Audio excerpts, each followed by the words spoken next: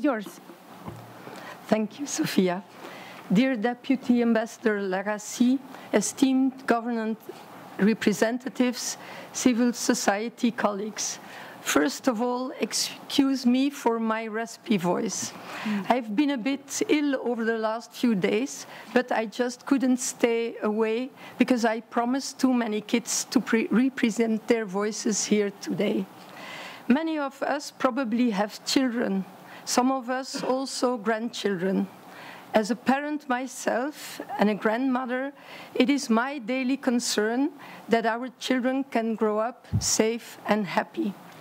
Imagining that tomorrow war would come to our country and our children should live the physical and psychological consequences of war is a real nightmare for me. Yet this nightmare is a devastating reality for millions of children in today's world. Can you imagine 470 million children are growing up amid war and conflict. Over 30 million children have been forced to flee their homes, left vulnerable to abuse, exploitation, and deprivation. 35 years ago, the governments you represent adopted the Convention on the Rights of the Child. This convention is not just a list of suggestions. It lays out a series of obligations and serves as a worldwide moral compass. A moral compass that should inspire us, motivate us, and drive all our actions as decision makers and global leaders. On the eve of the 35th anniversary of the UN Convention on the Rights of the Child, we should ask ourselves, are we fulfilling our promise to protect children's rights and prioritize their safety, well-being, and best interest? In my personal view, and with 20 years of experience in this sector, I have to say the answer is no. Every day, children are harmed under our watch and our inaction. The scars of conflict, emotional, psychological, and physical, are unfair and inhuman, and they persist long after the fighting stops. The consequences of war and violence are felt by the children, the adults, and their societies for years, and if not addressed, for generations. No child should endure this, no society should accept this, and no economy or political system can thrive under these conditions.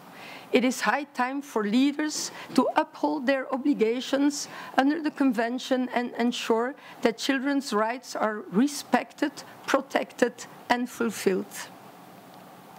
Most of you know what humanitarian law and the Convention require us to do to protect children, so I won't repeat it today. But the one action that I want to underline is the need to prevent child-family separation and family loss. As an organization that works every day to prevent family separation and that sees the devastating consequences for a child when losing the care of their parents, we cannot underline enough the fulfilling this right is something that must take priority. Today, I am proud to share the story of Stomping for Peace, a movement from and for children with a collective demand for change. The Stomping for Peace movement started in March of this year in Belgium, where thousands of children in schools decided to stomp their feet on the ground to clearly show their worries, fear, and anger when looking at the daily images of war and conflict throughout the world. But also with a clear message to governments. We want peace, stop the violence. This simple yet profound act of children caught the attention of the Belgian media. It amplified their voices and inspired hope and urgency. We then shared this idea through the SOS Children's Villages Federation, operating in more than 130 countries and territories. And today, more than 40 countries are true advocates and are stomping for peace. Children learn about the Convention on the Right of the Child, about the UN as an important institution that was created to secure peace and prosperity. They still believe that people at the UN will listen to them and act and can really make change happen. Please don't disappoint them. We will now play a video about this movement with the support of Martin Garrix, a famous Dutch DJ.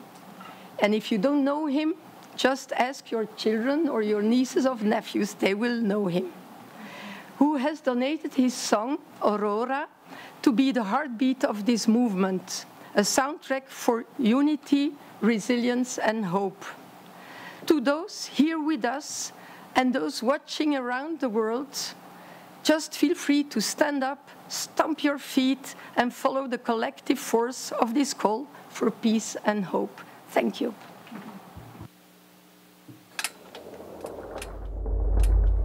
He was 9, and everything was going well. Until a war tore him apart from his family. I feel sad. I am upset. So we stomp.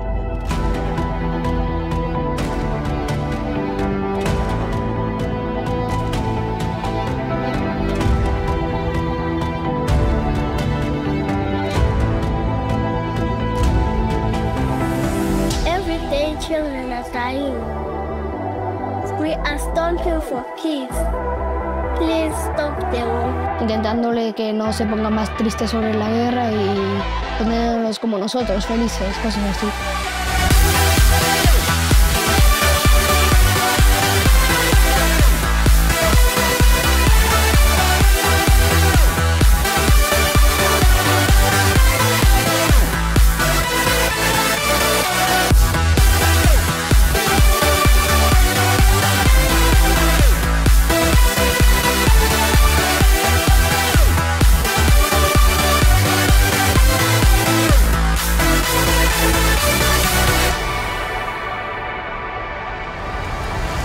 Turns out that he is not alone. This is a global problem. Children from all over the world are suffering. Growing up in danger without their parents, this can't continue. He does not stand alone.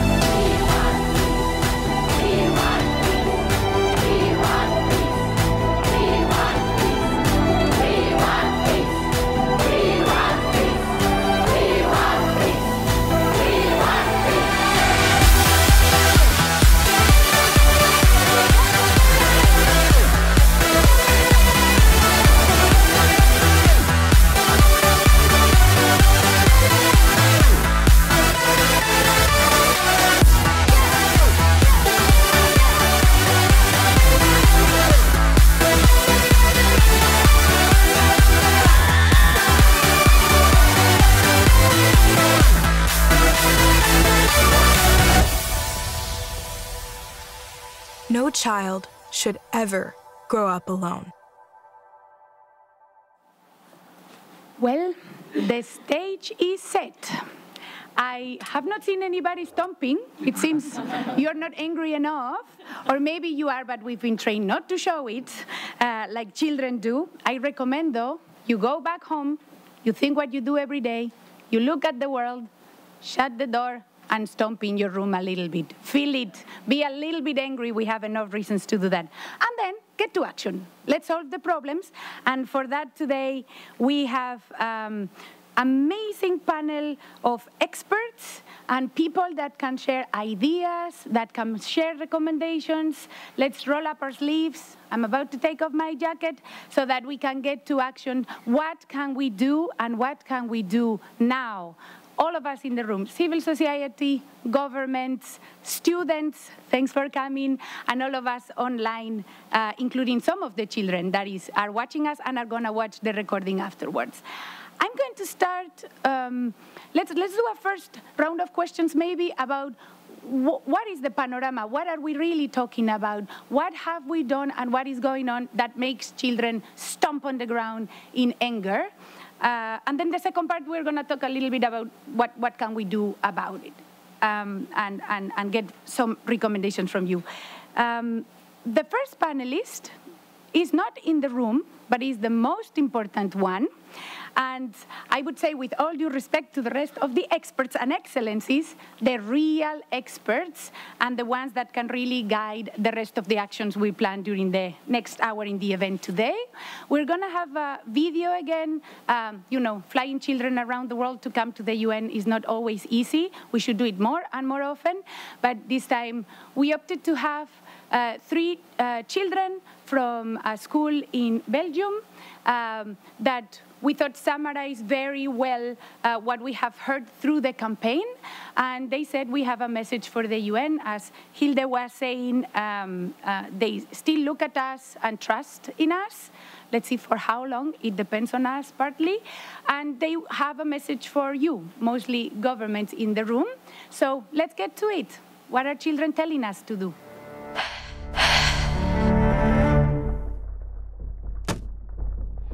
Ik ben Emil en ik ben hier om te spreken voor kinderen over de hele wereld. Ik heb het geluk om hier veilig in België te wonen, maar veel andere kinderen hebben dat niet. Miljoenen kinderen wonen in oorlogs- en conflictgebieden. Ze hebben dagelijks te maken met gevaar, geweld en pijn. Terwijl ik naar school ga, speel en sport, moeten zij omgaan met bommen, het verlies van hun huis en het verlies van hun familie. Ik begrijp niet dat volwassenen met oorlog conflicten willen oplossen. Ik zou echt niet weten wat ik moet doen zonder mijn mama en papa.